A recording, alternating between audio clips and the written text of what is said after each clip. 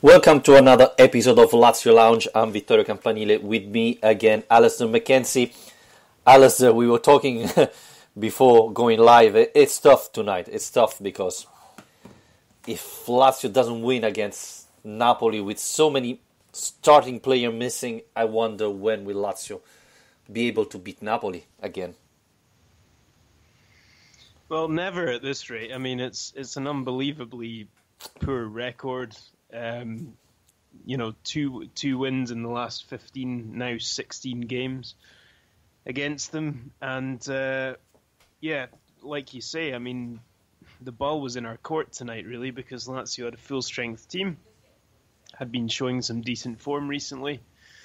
And despite the fact that no away fans were allowed to travel to the game, which was obviously disadvantage for Lazio, the fact that they were missing their best defender, Koulibaly, their best midfielder, Allen, and their best forward, Insigne, it puts you in a pretty decent position, you would have thought. Yep. Anyway, yeah, I mean, it's ended up being a game where I don't think any of that really mattered in the end. It was a bit of a helter-skelter game. There are all sorts of things going on, and I think we would have all liked to see a slightly more controlled performance than the one we got. It's strange because, as you were saying, there were so many players missing. And so in my mind, I thought, well, with all this absence, Inzaghi can risk a more attacking formation. And I was willing to believe that he was going to try and play the same formation that Lazio played in the other matches, with all together Luis Alberto, Correa, Immobile, Milinkovic-Savic. Instead, he got back to the 3-5-2 with Lukaku playing on one side and Lulic on the other. I don't know if he sent the wrong message to the team, but the players didn't. Again, in this so many important match, the mentality, the personality of the team didn't shine, I thought. Yeah, I think you're right. I think Inzaghi got it completely wrong tonight. I mean, in terms of the selection, I think that if a team is as disadvantaged as Napoli were, then you need to pounce on that and go out to win the game. And Inzaghi, when he's up against it, tends to retreat to his safe option, which is the one we saw tonight with the 3-5-1-1 with Alberto behind Immobile. But actually, what we've seen in recent weeks is that the more expressive, the more dangerous form of this Lazio team is the one in which Correa is playing alongside Alberto.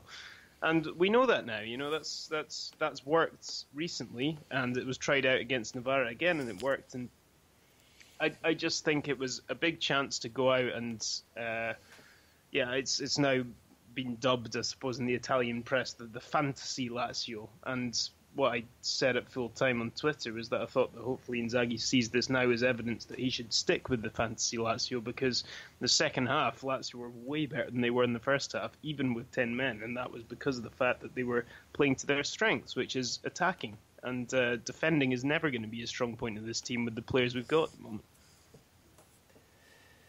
And if you notice, I don't know, guys that are listening to us, you notice, in the first 10 minutes, when probably Lazio played its best, we had both Lulic and Lukaku playing very high.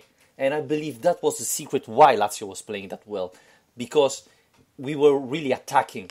Then, again, this happened very often, after the first big chance the other team has, immediately Lulic and the other winger start to play in line with the defender, and we lose field because instead of having 5 midfielder, we only have 3, and the other team has an advantage there. And Lazio stop playing, stop attacking, and that's what happened today. And maybe you can afford it against a smaller team, but with a team with so many skilled players like Napoli, but with all the big teams, Inter as well, etc., you can't do this because you're simply giving up the field advantage, and they will squash you in your box, and you can resist 10 minutes, 15, but at the end they will find a way to score. Yeah, I agree. I just think it's too passive. I think that Lazio, like I just said, I think Lazio's strengths lie in being proactive, being the team that's actually trying to make things happen. Because there are enough players in this team who kind of thrive on that, and Correa most of all. And the fact that Correa wasn't starting tonight kind of baffled me. And again, when you see him come off the bench and make that kind of impact, you just wonder how he's not getting more opportunities. But I don't think the whole thing's down to the formation, because again, there's a lot of people out there tonight giving Inzaghi grief, giving the team grief. But I think what can Inzaghi do about the way those goals were conceded tonight? You've got, again, like in all these big games, I mean, the amount of times I've lost track of now this season that people have asked me why Lazio struggle in big games. And what Inzaghi always points to is the fact that the kind of what you suppose in sports everyone ends up calling marginal gains, they don't go our way. We in the small moments where we're not taking advantage. And tonight you saw that first goal give the ball away in our own third, our defensive third goal.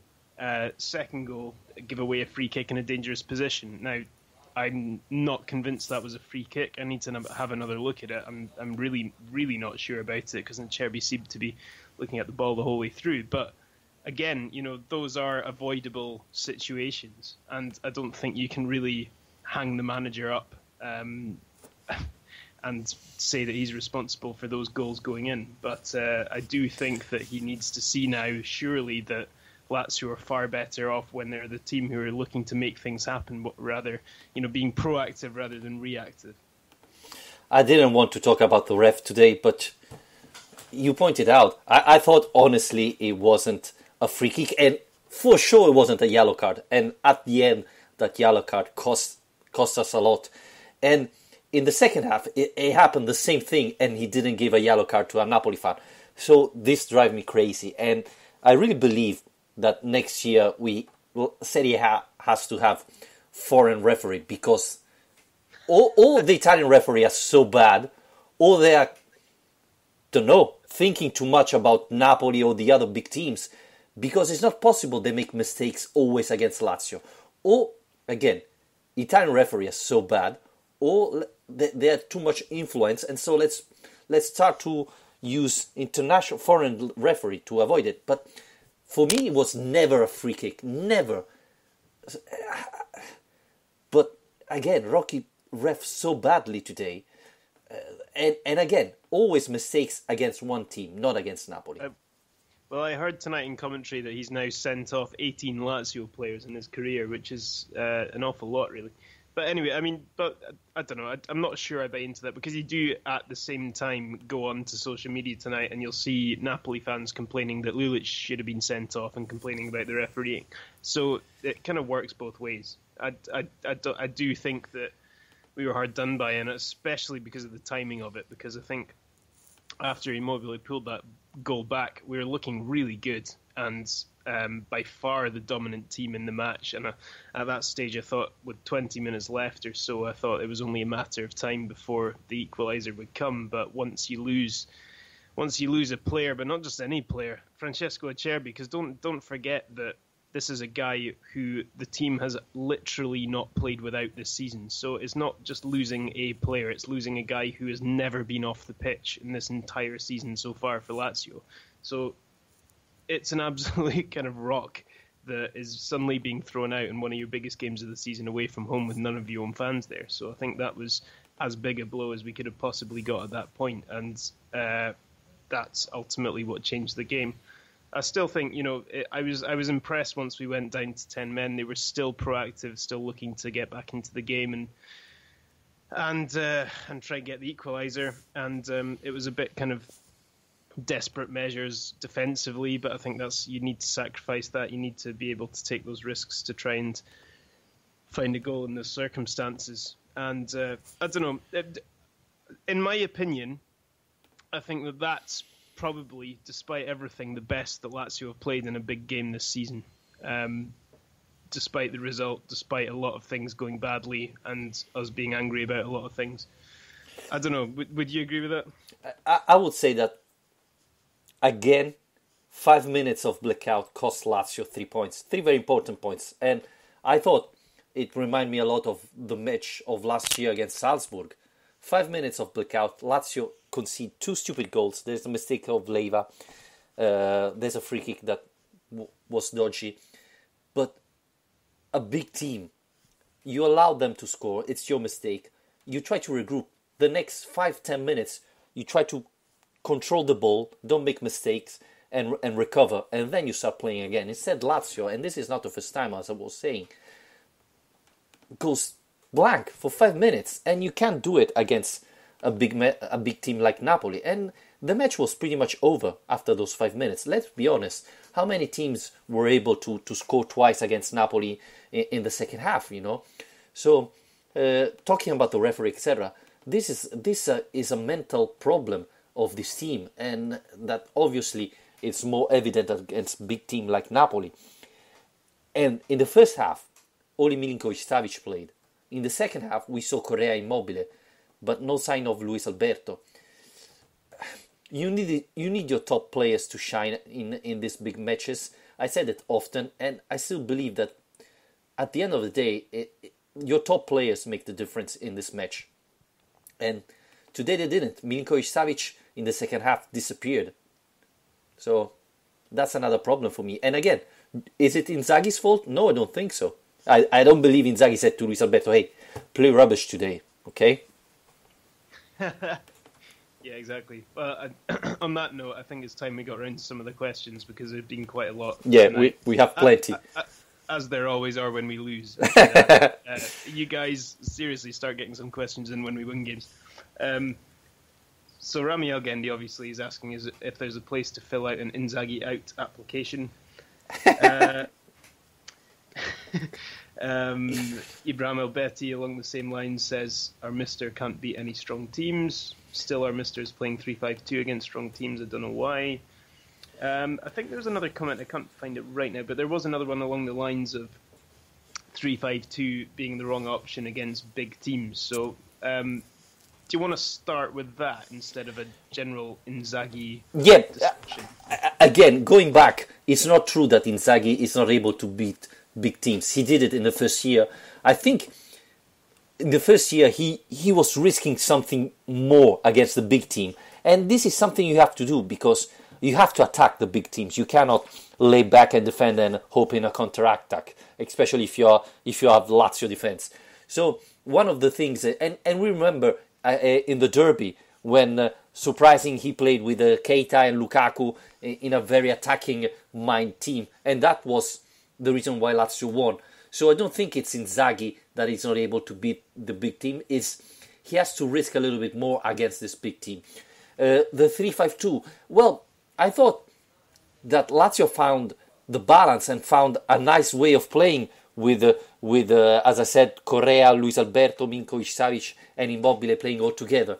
And today we saw it. I don't know, Alistair, if you agree, but we saw that instead of playing with a 3-5-2 like this, you didn't win. So let's risk and play with a more attacking team and see how it goes, because we saw it that playing normally we lose anyway. So at least let's risk it. Yeah, absolutely. And I don't know, I mean, I see another question we've got from Sam Wilson of the Laziale. He said, is it time to adopt a 4 at the back formation? I think we have no choice, especially against the big teams who all play with 4 at the back. But you know, we've talked about this a fair bit before, but I don't think that's the right thing to do necessarily, and especially not before we play Juventus, to suddenly go and change to 4 at the back after 2.5 years of not doing that.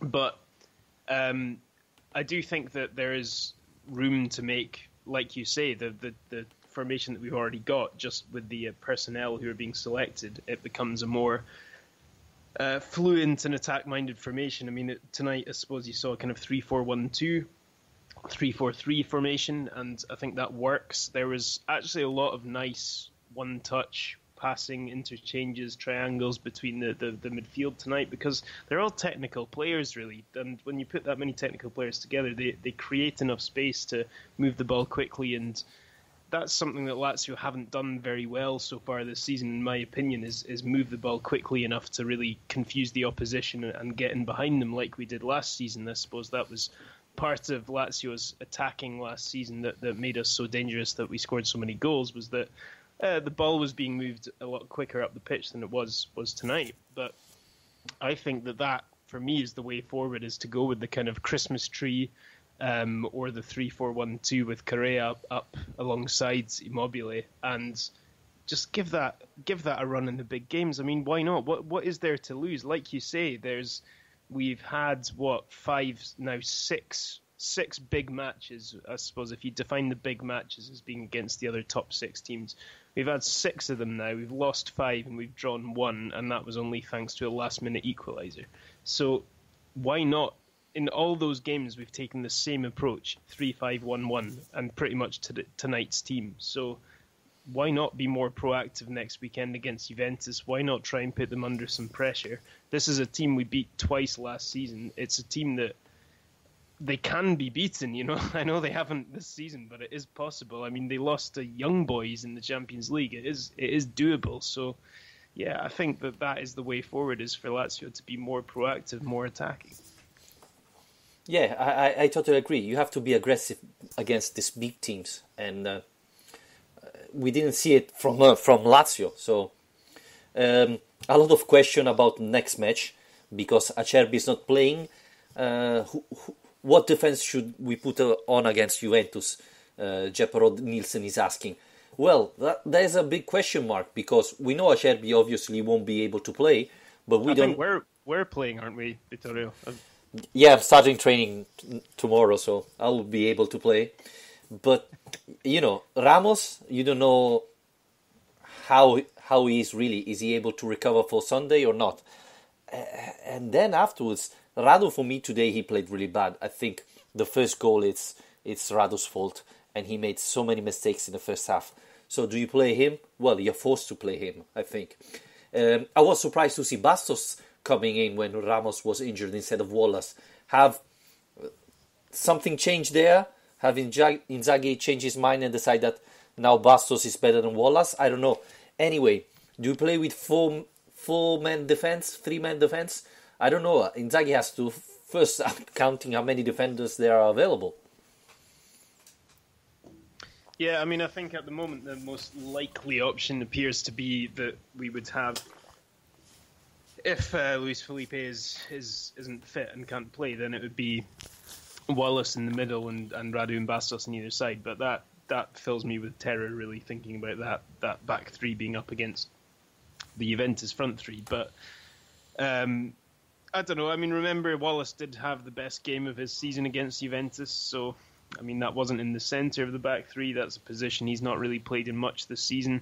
And one of the reasons this is turning into a bit of a disaster is the fact that Inzaghi, I think, I spoke about this last weekend after the Navarra game. I think Inzaghi was pretty smart in the way that in these some Europa League games and some league games and then the Coppa Italia game, what he's done is moved Acerbi to the left side of the defence and put Felipe in the middle, so that there is a kind of practiced second option if anything happened to Acerbi, that Felipe would have some game time as being the next player who can step in that position. So to end up before playing Juventus with both of those players unavailable is a bit of a nightmare scenario, to be honest, because I think playing in the centre of a back three is a pretty technical position that does require a certain level of composure, intelligence, and leadership as well, to be able to actually be the one who sees how the defence is being structured and to pull the other defenders around. So that does worry me a little bit, to say the least, that neither of those guys are going to be available. We don't know, though. I mean, it's hard to say. Felipe, he looked like he was in a lot of pain. I mean, he seemed to be in tears and he was coming off, but I didn't really see anything from the TV pictures of what actually happened, and he was walking off. So I suppose at this point we just have to wait and see and hope that he recovers, because if he does, there's no doubt that he would be the guy who steps into the middle. Yep. We have to hope he's able to play. That's the biggest question mark. Ibrahim Albeiti, with these players we cannot go to the Champions League. I think with the mentality of this team, we cannot go. And today we saw it. To reach the Champions League, you have to beat the big teams. And I saw only Milinkovic-Savic trying in the first half. In the second half, Correa shaked a little bit the team. But I didn't see a team trying everything to win. I didn't. And it's not the first time. I don't know about that. I disagree with that a bit. I think that the team, I was really encouraged by the way they reacted, the way they responded in the second half to what was a difficult position. You know, being 2-0 down at half time is not an easy place to be, but they came out in the second half with the right attitude and got themselves right back in it. And like I say, I was fairly hopeful, and I wouldn't go as far as saying confident, but I was hopeful after Immobile's goal that we were going to get back into that game until the sending off. So I think the attitude tonight was a lot better than it has been in other games. In terms of the squad not being good enough for Champions League football, I can kind of see that because it's so ultra competitive right now. There's appears to be basically just one spot left, unless there's a remarkable collapse from Inter. So with that being the case, we're really up against it because you've got Roma, you've got Milan, you've got Atalanta, Sampdoria.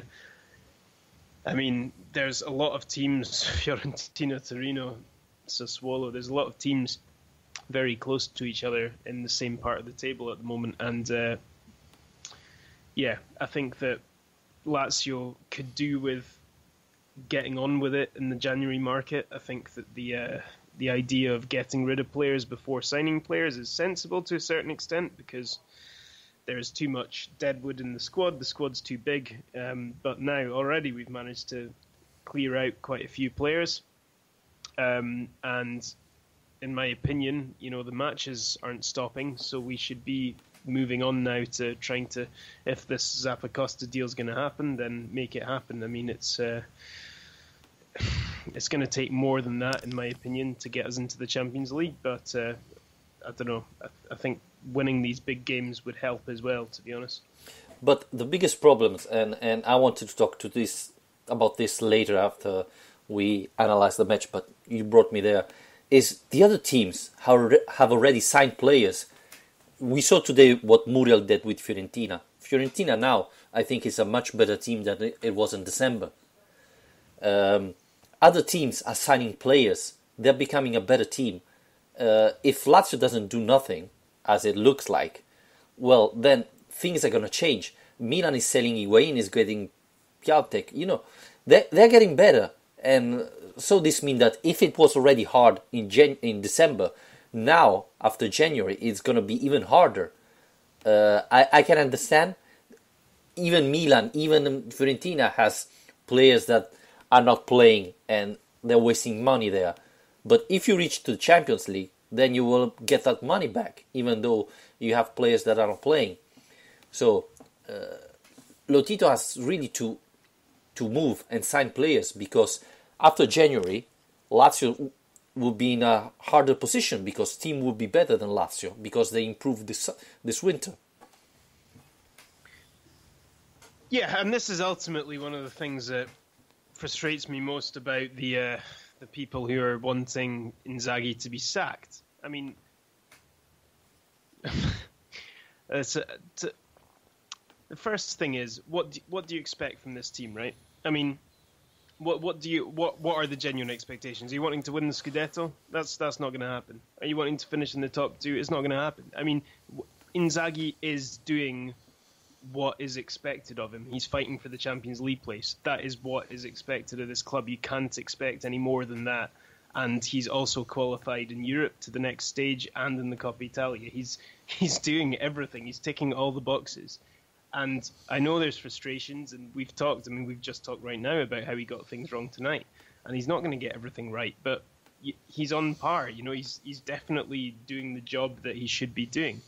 And I think that his job is only going to be made harder by the fact that if he's not backed in the market, like you say, because he's up against teams with much bigger resources. Like Roma and Milan are spending a lot more money in the transfer market than Lazio are. So to say that for to expect Inzaghi to take this group of players to fourth place and ignore the fact that the other teams around us have far bigger resources and are spending money in the market when Lazio aren't. It's just an unfair expectation, in my opinion. But, for example, Napoli today had 3-4 players, starting players, considering him and Amsic, missing. And they still had all the other subs that were playing in the right position. Let's not forget that Lulic played on the other side today. Because Inzaghi, not because Inzaghi tried something different. Simply he didn't have any option there. And when Acerbi got the red card, Patrick had to come in. We're talking about a player who give everything, but we saw it in the last 10 minutes. He was terrible today. He's not a player that will get you the Champions League. So there are not that many options at the moment for Inzaghi compared to the other teams. And again, Lazio has money to spend. We said it again and again. And they're not spending it. So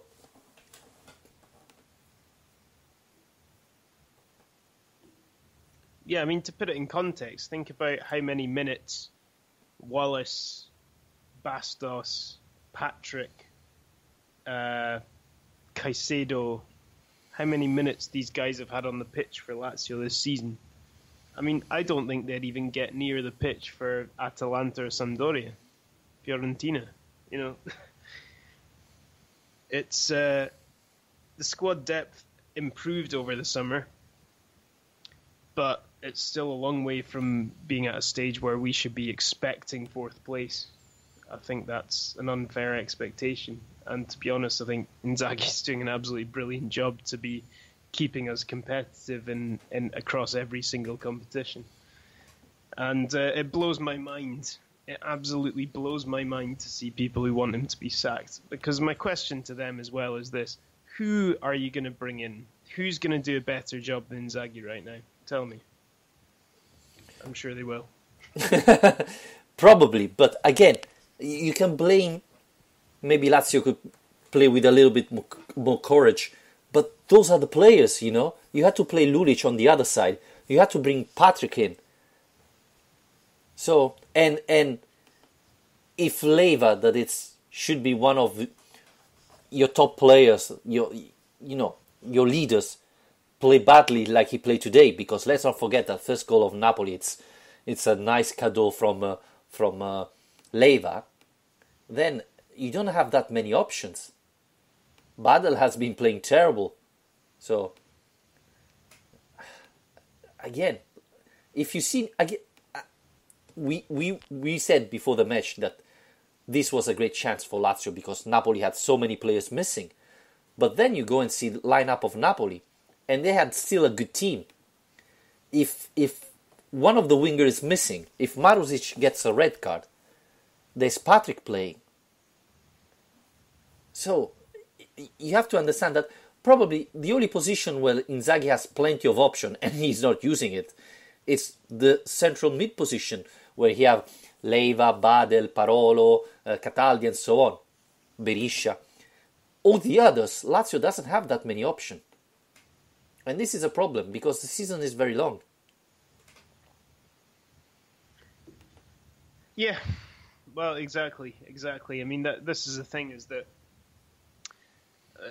that's one of the things I suppose I have the most respect for Inzaghi in the job he's doing, is that he's managing 2 years in a row now to keep Lazio in every competition beyond January, you know, to be in the knockout stages of the Europa League, to be in the quarterfinals, the Coppa Italia again, and still be very much in the mix for the Champions League spot in Serie A.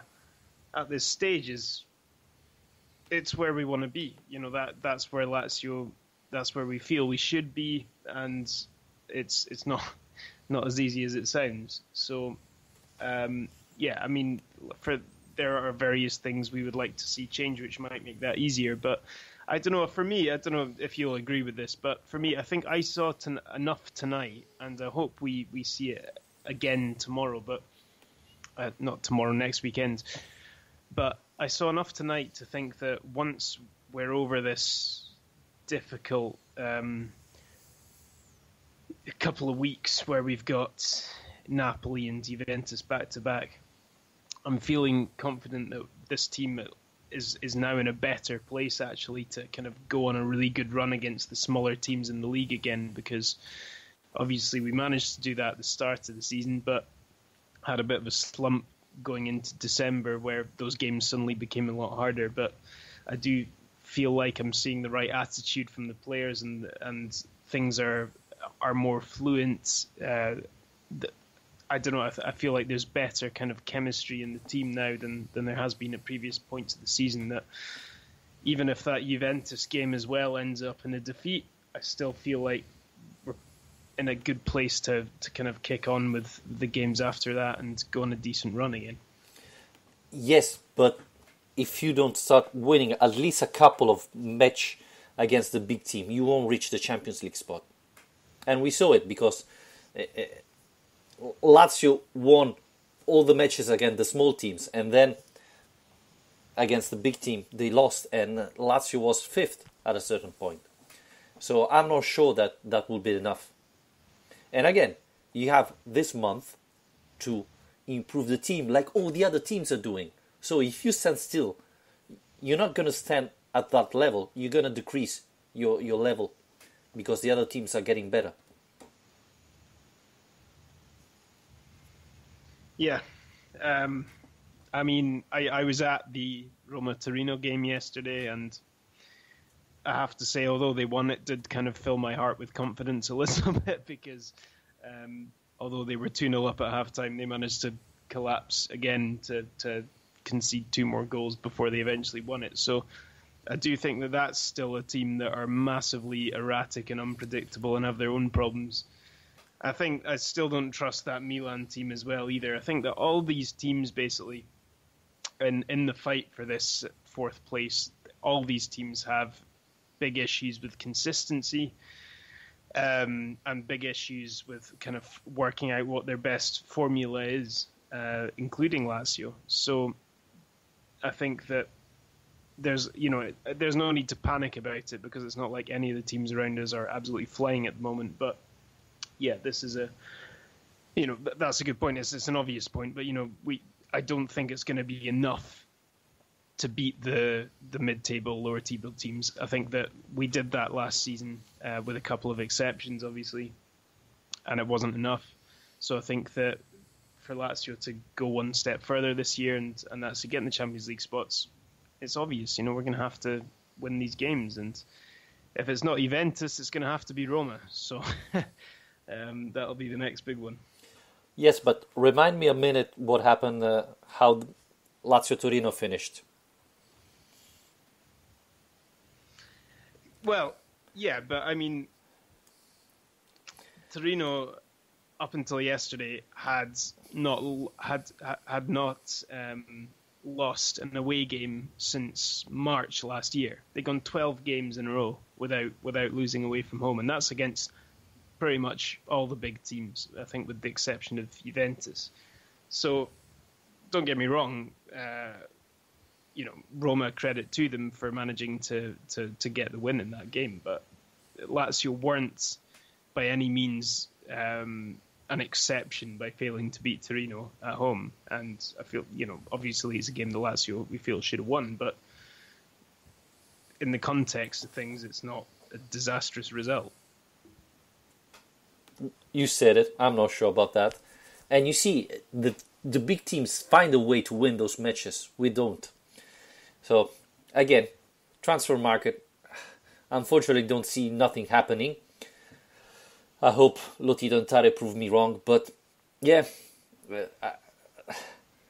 I really don't think Lazio is going to make it this time. And I heard Parolo saying before the match that it's going to be a fight till the last match of the season. I don't think this year is going to be like that, unfortunately, because all the other teams are improving. Even Roma, that have been playing bad. I said it's not going to be possible that Roma keep playing so poorly the rest of the season. In fact, they start winning. They are fourth match in a row they won. So now they are up 1 point above Lazio. So and we're playing against Juventus. So it's really tough. it's really difficult this season. And yeah, Inzaghi changed something again. He goes to a more attacking mind team, or I think it's gonna be really tough this season to fight for Champions League. Just look at Atalanta, how they are probably the best team at the moment, the best football team at the moment. So yeah, I don't want to sound too pessimist, but this is how I feel it today. Yeah, no, I agree with you. If I was to put money on it right now, I wouldn't put money on Lazio finishing the Champions League places. I'd say maybe sixth, and yeah, I'd try to be the upbeat one, the optimist. But no, I mean at the moment I think there are too many teams around us who seem to be in a stronger position, but. There are a lot of variables ahead. I think that, like you say, if Inzaghi does decide to stick with what seems to be the best formula with this team, then that'll put us in a better position. And also, if something does happen in the transfer market, that can change things as well. So there are a few variables going ahead. And to be honest, if you think about it this way, the Juventus game is almost a free shot next weekend because nobody expects anything from that match. I mean, that team are so utterly out of everyone's league in this country. They make it look so easy. I mean, all the big games I've watched or had to cover this year have basically they've not even had to get out of second gear for them. They never really look that like they're even getting to beat the biggest teams in Italy. So, I mean, Lazio are basically in a position where, why not go and attack them? Have a go. And I think the Lazio have one of the most dangerous attacking arsenals of players in the country. That can put that team under serious pressure. And there's nothing to lose, really, because if you end up having a go and it doesn't work and you lose the game, I think the fans will be happier than if we play a 3-5-1-1 and have Alberto and Lukaku and the usual thing. Do you understand what I mean? I think if we have a go and try to approach the game in the right manner, people will be a lot more. I'm totally with you, honestly. Of the defeat. I'm totally with you, and as you were saying, you have nothing to lose against Juventus. So why don't try to play a really offensive team now? I don't know who proposed it. I'm not sure I would go with a 4-3-3 with Neto playing, even though, yes, Las Vegas Laziali said would be fun to see a 4-3-3 only to see the induction of Neto with Correa. I don't know if I would risk it against Juventus, but yeah, you saw it. You're going to lose anyway, so why try an offensive team and trying to win it and surprise Juventus? You're also at home, so absolutely. And the point is, if you win, then things can change because you're finding so that type of formation is good even against a big team. It's going to be really hard. I'm totally with you. I really understand that. But you already saw that playing with the 3-5-2, you lost. And you didn't create that many chances. So let's try an offensive team and see how things go. Yeah. Other questions? Well, where is it? Ramel Gandhi is saying that Correa hardly start, Berisha's not playing, and so on. So Inzaghi has options, but he's not using it. But as we said at the beginning, he has all the options there in the central mid position, where he has Cataldi, Berisha, Badel. So, and to be honest, Badel, every time he had the chance, he played, and every time he played poorly. So I'm not surprised that he's not playing anymore.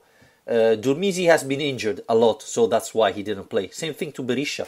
I honestly hope to see more Berisha playing in the rest of the season. We're gonna see, but then you see Parolo playing today, Alistair, and he played in like 11 different positions.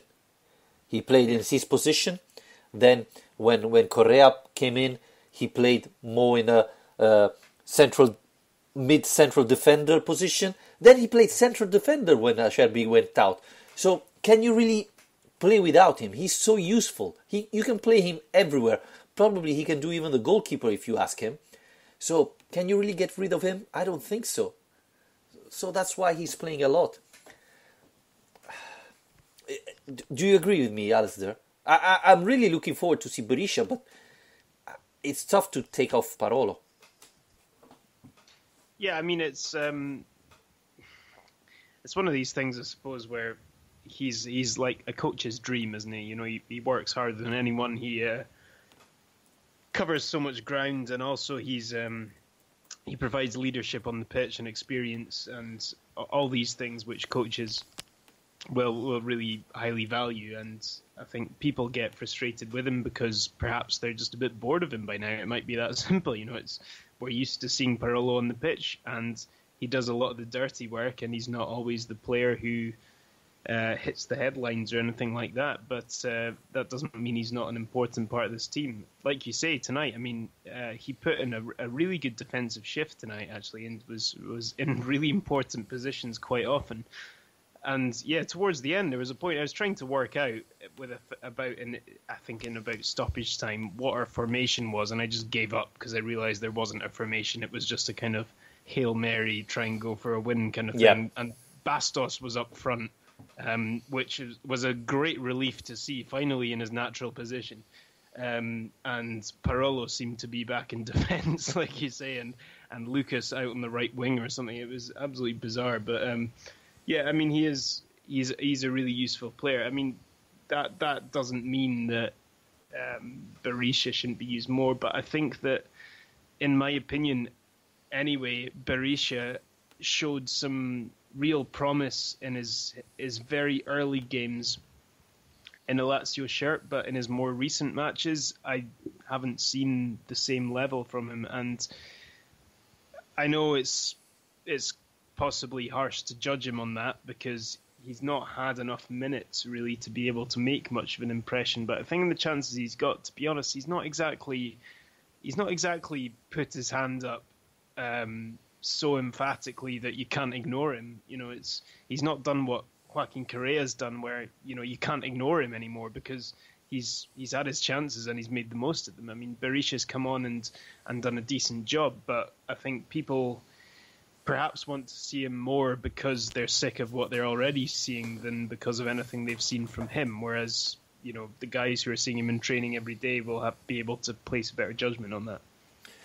Yes, but for a player like Berisha who played a lot in the past, playing so little after 6 months, it's difficult for him to come in and switch on and start playing as good as before. It's difficult for those type of players. I can understand that. So he need to play more. And the other thing I was thinking, now I know maybe it's a little bit too much, but as Roma launched Zaniolo, we should try and launch Pedro Neto in real matches, because you can see the talent. Let's try to use it. Yeah, I mean, we can. Well, we've seen 15 minutes of his talent in a game against a third division team, but yeah, I mean, I get your point.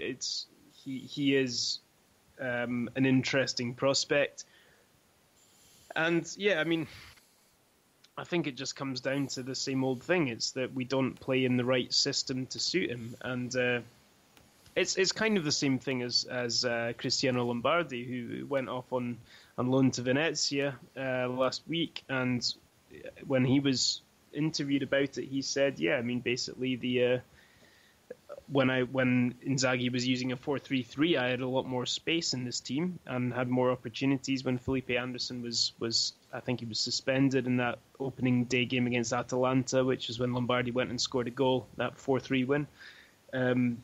But then went in the 3-5-2, despite playing in that position for Benevento on loan last season. Inzaghi didn't trust him so much in that role. I didn't think he was ready for it. So, you know, it's the same kind of thing with Pedro Neto. He is a winger. He's a guy you would see in a 4-3-3 or in a 3-4-3. You know, he needs to be in that kind of attacking trident, and it's hard to see where he's going to get space in this team unless he's playing alongside or behind Immobile, but there's already so much competition for that space that it's hard to see how that's going to happen. Well, the only way it's going to happen is switching to a 4-3-3. And at this point, you never know, seeing how bad the 3-5-2 is against a big team. You don't see it possible, huh? Yeah, I mean, I think that what I hope for anyway is that he's someone we can bring off the bench more often. At least, I don't expect him to. No, in fact, not starting, but the team. But yeah. So I mean, as an extra weapon to bring off the bench, I think he's really useful because we don't really have anyone else like him on the bench. If you discount Correa, who should be starting anyway, there are very few players who are as direct and fast and skillful as Neto has shown to be. So I think that's definitely an option that should be used more, yeah. And, for example, today, okay, Acerbi gets a red card. You take off Milinkovic-Savic and you put Patrick. But Patrick is not a defender. It's not a central defender. So, in this case, you have nothing to lose. Put Pedro Neto and see how things goes. He's young, he's running, he's fast. You know that, especially if Napoli try to attack using the fact that they have Lazio's one man down, then he has plenty of space because, and this is one thing I wanted to talk about, Correa started really, really well in the second half, but then after 10-15 minutes, he was pretty much invisible again. So maybe Lazio need another fast player to change things again. And Pedro Neto could be that player, especially because Luis Alberto didn't shine today. Yeah, but I still think we need to give Alberto a few more opportunities. I think he has looked a lot better in the new, well, like we were talking about the fantasy Lazio in a deeper position and so on.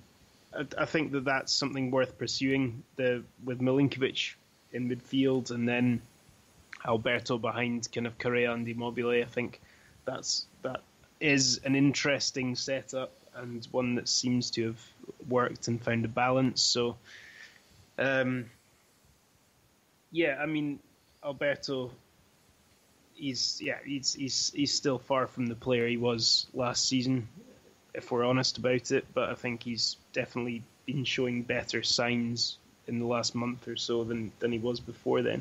And definitely Milinkovic as well. I mean, I was a bit disappointed about the way he faded from the game tonight because I thought he started the game really strongly. He had by far Lazio's best chances tonight. The header early on and a couple of shots from long range. He tested merit. And I think that he just seems a lot more involved and a lot more confident than he was before. So yeah, I'm hopeful that those two can kind of strike up some sort of understanding again. Yeah, I thought Milinkovic played really, really well the first half, and then maybe Ancelotti adapted his team to stop him and was successful. And Luis Alberto didn't shine. But I thought Luis Alberto played well in December. It was really promising. Simply today it didn't turn on.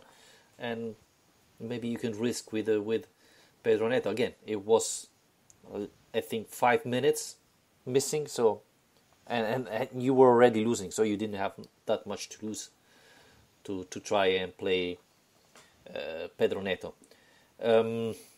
We have other question. Thomas Sheldrick, we will go nowhere with this defense. Why can't we sign more than one decent defender? We lost De Vrij and signed Acerbi, but we still need more rather than just replacing what we had. I agree. This is one of the problems we're having now, and I think Radu is not playing at the same level of last year, so probably we need to find a replacement there. Luckily, Ramos is playing very good level. Now we have to see how long he will be out. But I agree that this summer we have to sign a player. And to be honest, if you listen to our podcast also last year, we were saying also last year that last summer Lazio should have get another defender, not only one for replacing De Vrij. Unfortunately, it didn't come. Yeah, exactly that. We were saying that last summer. I mean, it's all very well to replace the guy who's gone out, but we as we well know, and as have torn our hair out about all of last season doing this podcast, the defence was already a problem while De Vrij was there. So replacing De Vrij isn't going to be the end of the problem. It never was going to be the end of the problem. So, yeah, I completely agree with that. I think that the defence needs to be basically entirely restructured because, Radu is someone that you, Vittorio, have criticised a fair bit recently, and I think you're right about that. I think that his level has dropped a bit from where it was last season. I still think he's a good player, but if you're talking about Champions League football, the players we've got in that defence who make up the back three and the wing backs, I think Acerbi is about the only player of all those positions who you would say is a Champions League defender. And I'm including all the right wing backs and all the left wing backs in that. I think he's the only one there who you could say is a player who'd be comfortable at that level. So Luis Felipe, I hope that can continue his development and be a player who is very comfortable at that level, but not quite yet. And yeah, I think that it's at the moment you're kind of sticking plasters on a sinking ship. Rather than actually trying to solve the problem. So it would be nice to invest in higher quality defenders, but it's quite hard to see at the moment because it tends to be the way that the business is being done is more kind of desperate times. We need this position filled, but rather than actually overhauling the squad, because you've seen that in the Vice Immobile position as well.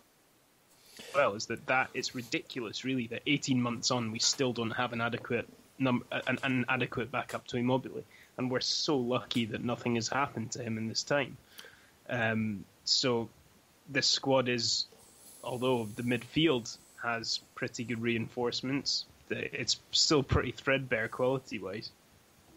Yeah, and we send the only other option available to Venezia, that it's Alessandro Rossi, and now we have Oli Caicedo there, but we already saw time after time that Caicedo is not a striker, so there's going to be big problems. And today Immobile was fighting. He didn't have that many chances, but the goal he scored was terrific. You can really feel, he made an incredible thing there. And so you really need another player. And seeing how Zapata played today, and Alistair, I said this 2 years ago, that Lazio needed a player like Zapata.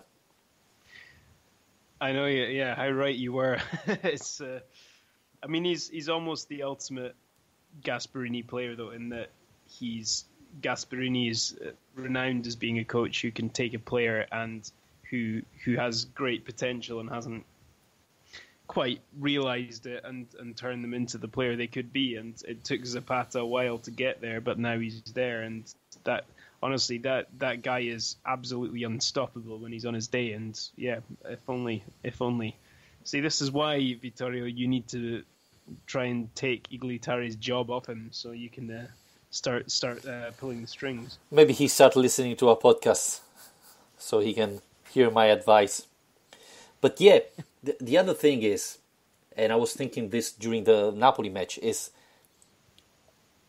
a big player, or you pay a lot of money, or you build it through the academy.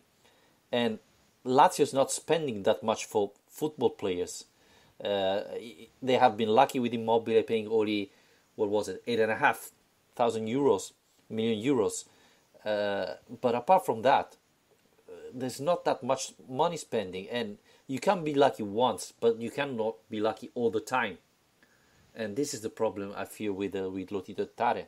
If you want to reach the Champions League, you have to spend big money to sign big players, and we are not doing it. Yeah, exactly. I think it was last week we spoke about the Gabbiadini deal, for example, at Sampdoria. That's a deal Lazio could have done, isn't it? Even tonight there's a story going around. The Guardian reported that Matteo Darmian, a guy who's been linked with Lazio a lot, is on the way to Juventus, of all teams. It looks like it's pretty much official. Yeah, so a loan of I think £2 million or so, with an option to buy I think of about 7 or 8. Which, I mean, obviously you've got high wage demands to contend with, but those transfer fees anyway are a lot lower than what we're talking about with Zappacosta. And the whole idea of Zappacosta was that he was going to be the cheaper option than Armia. So, I mean, yes, you don't want to pay sky-high wages, but if the guy wants to come back to Serie A, which he supposedly does, then I don't know. Yeah, it's a bit frustrating to see these things kind of happening almost out of nowhere while Lazio seemingly take months and months to try and close what should be a fairly easy deal. But that's just the way it is, I suppose. Yeah. Alistair, I think we can wrap it up here. I'm so depressed. No, I'm joking. But yeah, it hasn't been a positive night. And again, I don't know how many times Lazio will play against a Napoli with so many starting player missing. You have to capitalize these chances. And now next Sunday it's against Juventus. So we're going to see if Inzaghi is going to risk a more attacking formation as we hope so, and see who's going to play in defense. That's going to be really curious. Anyway, a lot of Lazio websites are saying that it wasn't a red card for Acerbi, but you know, what can you do now? It's gone. Unfortunately, he's going to be missing the next match against Juventus. Alistair, thanks for joining me tonight, and we're going to talk again next Sunday after Juventus match. Yeah, sure. I mean, I'll be going along, and yeah, I'm slightly nervous about it already, and hope that they'll heed our advice and have a go at least, so we can at least be upbeat about the way that Lazio have approached the game. But we'll wait and see. Yes, again, as we said before, losing, it's nothing bad against Juventus. You know, you can expect that. So let's try and win it. Surprise Juventus with an attacking team and see how it goes. At least you lose, you know. There's nothing else. Anyway, thank you everybody for listening to this podcast. You can subscribe on iTunes, on Spreaker, on Spotify, and if you want to support us, there's our Patreon page, patreon.com/Lazio Lounge.